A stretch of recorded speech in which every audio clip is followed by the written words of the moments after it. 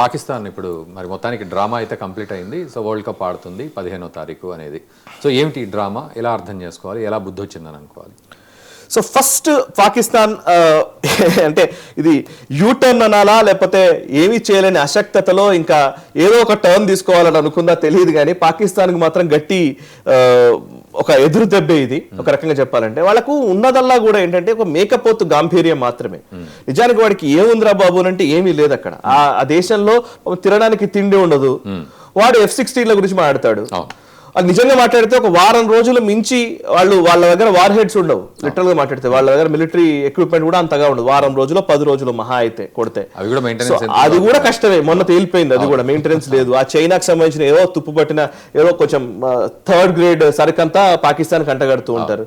So ఆ వీటిని మనం పెద్దగా పట్టించుకోవాల్సిన అవసరం లేదు. అయినప్పటికీ పాకిస్తాన్ ఏం చేస్తుంటే మా దగ్గర న్యూక్లియర్ వెపన్స్ ఉన్నాయి ఇట్లాంటి మాడుతుంటారు. సో వాళ్ళు మేకపోతు గాంభీర్యం ఉంటుంది, కానీ నిజానికి చతికిల పడుతూ ఉంటారు. ఇప్పుడు పాకిస్తాన్ లో రెండు అంశాలు. ఒకటి ఆర్మీ పరంగా వాళ్ళ మోరల్ ని నింపడానికి, ఒకటి ప్రజలకు దృష్టిలో భారత్ పైన మేమే పైచేయి సాధించామని చెప్పడం ఒకటి. దీనికోసం ఏ ఎక్స్ట్రీమ్ కన్నా వెళ్తారండి.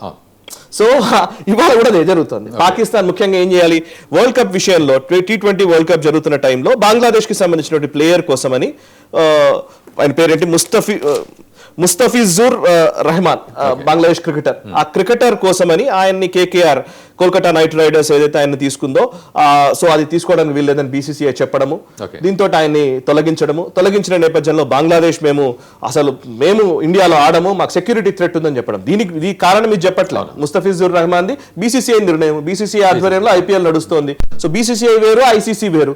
నువ్వు ఇంటర్నేషనల్ క్రికెట్ కౌన్సిల్ కి ఈ రీజన్ చెప్తే కుదరదు. సో ICCకి ఏం చెప్పారు, సో మా IPL విషయంలో మాకు తీస్తున్నారని చెప్తే కుదరదు. కాబట్టి వాళ్ళు ఏం చెప్పారు రీజన్, ICCకి చెప్పిన రీజన్ ఏంటంటే మాకు బంగ్లాదేశ్ నుంచి మేము ఇండియాకి వస్తే ఇండియాలో మాకు సెక్యూరిటీ థ్రెట్ ఉంటుందని అది చెప్పారు.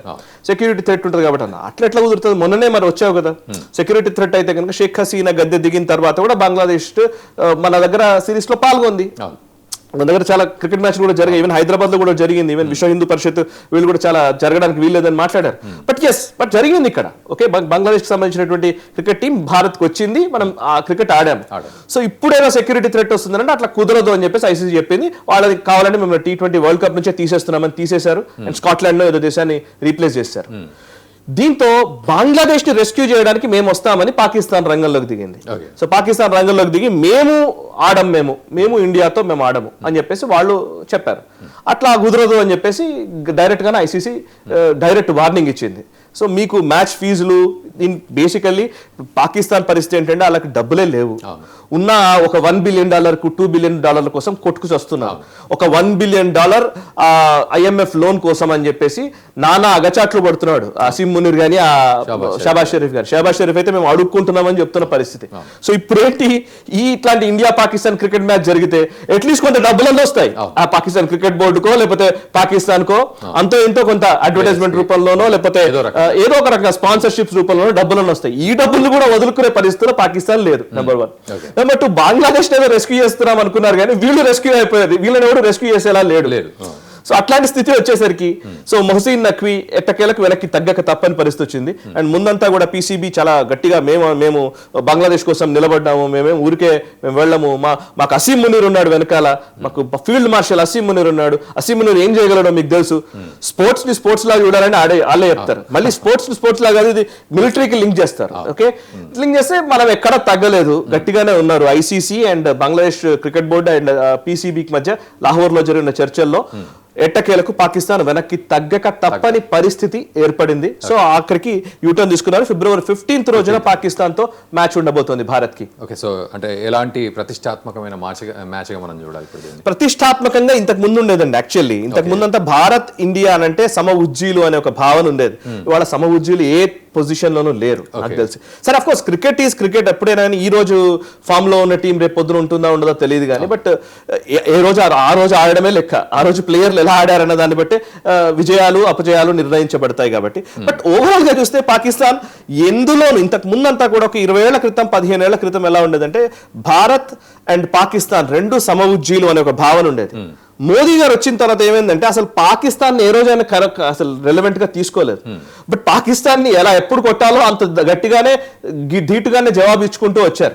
సో ఈ రెండు దేశాలు సమానం అనే భావన లేదు. మీరు డిప్లొమాటిక్ యాంగిల్లో చూసినా కూడా చాలా వరకు విదేశాల ముఖ్యంగా అధినేతలు, విదేశీ నాయకులు ఎవరైనా వచ్చినట్లయితే వాళ్ళు ఏం చేసేవాళ్ళు అంటే ఇంతకుముందు ఒక ప్యాటర్న్ ఉండేది. ప్యాటర్న్ ఏంటంటే ఫస్ట్ ఇస్లామాబాద్ వెళ్ళేవాళ్ళు. ఇప్పుడు ఒక డొనాల్డ్ ట్రంప్ ఇట్లా అమెరికన్ ప్రెసిడెంటో, యూకే ప్రెసిడెంటో, లేకపోతే సౌదీ అరేబియా క్రౌన్ ప్రిన్స్ ఇట్లాంటి వాళ్ళు ఎవరైనా వచ్చారనుకోండి, వాళ్ళు ఏం చేసేవారంటే ఫస్ట్ పాకిస్తాన్ ఇస్లామాబాద్కి వెళ్ళేవాళ్ళు.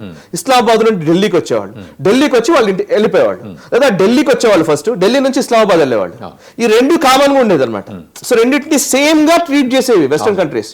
సో మోదీ గారు వచ్చిన తర్వాత లాస్ట్ 5-6 years లో నాకు తెలిసి ఏ దేశ అధినేత కూడా ఇక్కడికి వచ్చి ఇస్లామాబాద్ పోయిన దాఖలాలు లేవు.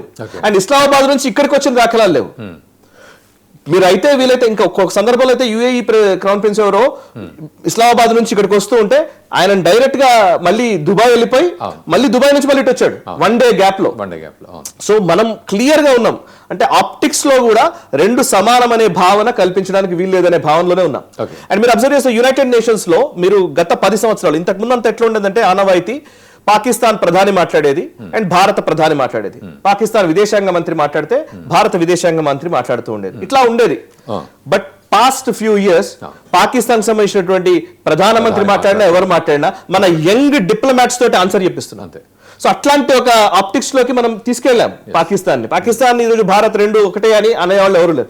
క్రికెట్ విషయానికి వస్తే బహు దూర్కి బాత్. ఎందుకంటే మొన్ననే ఎవరో మన ఇండియన్ క్రికెటర్ ఒక స్టేట్మెంట్ ఇచ్చారు, నాకు గుర్తురాట్లేదు సార్, పేరు గుర్తురాట్లేదు అన్నారు. అసలు ఎప్పుడో మనం దాటిపోయాము, వాళ్ళకు మాకు ఇప్పుడు సేమ్ దాంట్లో లేం మేము.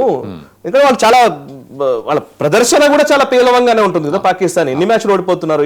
భారత్ టీమ్ ఈరోజు అసలు సూపర్ టాలెంటెడ్ టీం మనకి వాళ్ళ ఇండియన్ క్రికెట్ టీం ఉంది కాబట్టి సో వాటితో కంపేర్ చేసుకోవాల్సి ఉంటుంది. బట్ ఫైనలీ ఐసీసీ కానీ బీసీసీఐ కానీ అండ్ ఎవరైనా సరే దీంట్లో మనం అర్థం చేసుకోవచ్చు. ఇంతకుముందు క్రికెట్ ఆస్ట్రేలియా ఉండేదండి. నాకు రికీ పాంటింగ్ కెప్టెన్ గా ఉన్న టైంలో అప్పుడు చూస్తుంటే క్రికెట్ ఆస్ట్రేలియా చాలా పవర్ఫుల్ గా ఉండేది ఐసీసీలో, ముఖ్యంగా Indian cricket council, international cricket కౌన్సిల్లో.